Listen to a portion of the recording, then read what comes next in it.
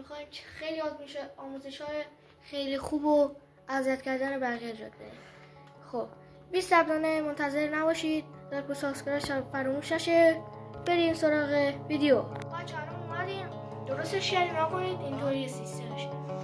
شما میاید اینجا 2 تا ابسیدین، 6 تا از این و 2 تا اینجا. بعد اینجا رو دیسپنسر میذارید، بعدش آب میذارید، بعد اینجا یه لول بغلش هم میذارید دیسپنسر. به طرفی که میخواید پرتاب کنید.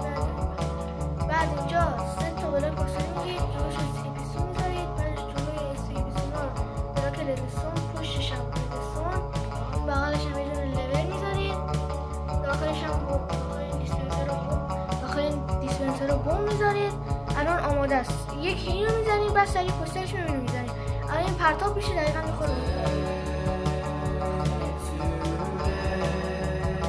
الان نشه بعد مستقیم بگید. عجله ساختم که بتونم سریع ویدیو رو بسازم.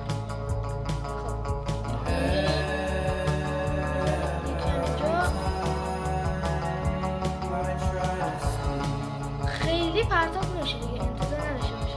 اگه بخواد خیلی پرتاب شه دیگه دوباره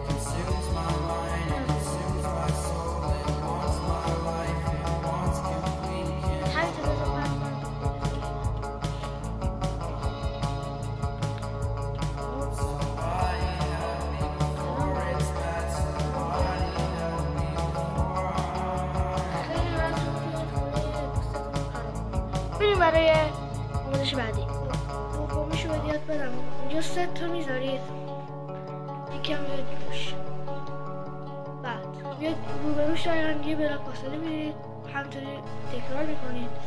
خب حالت این بریه. خب وقتی که انجام دادید، الان بعد اینجا یه سوراخ ایجاد کنید، اینجا رو آب میذارید، بعد الان میاد روی اینا ردستون میذارید.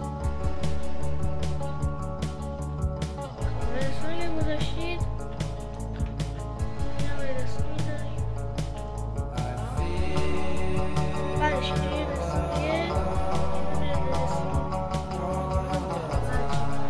روشنش کنیم، دستم میاد بغلش.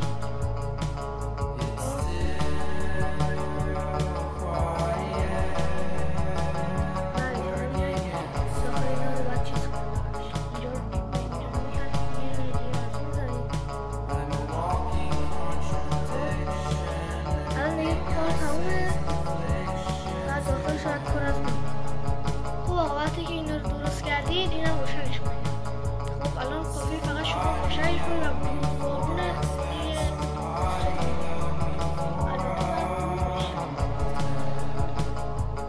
خیلی پرتاب میکنه ولی خیلی خوبه. یه آموزش دیگه میدیم اگه کسایی که خونه چوبی دارن. 1 2 3 بریم. حالا میاریم چیزی میکنیم آتش پرتاب. بچه اینجا نکنید، اینجا رو برید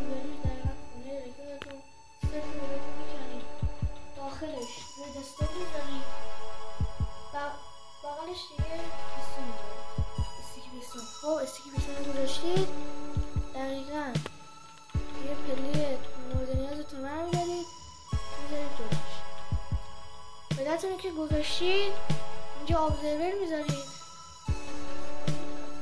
از این طرف نبخشید ابزروراتون که گذاشتید، بعدش میاید دوباره باز بالای این ابزرور میذارید، بعد جلوی اینا انجام میذارید، بعد اینجا یه دونه چیز لبر اگه نمیتونید بعد میرید داخل از اینا، یا یه آتیش میذارید، آتیش پرتاب، یا چی اسمش تیر هم پرتاب. وقتی که اینو روشن کنید الان این آتیش پرتاب کنید.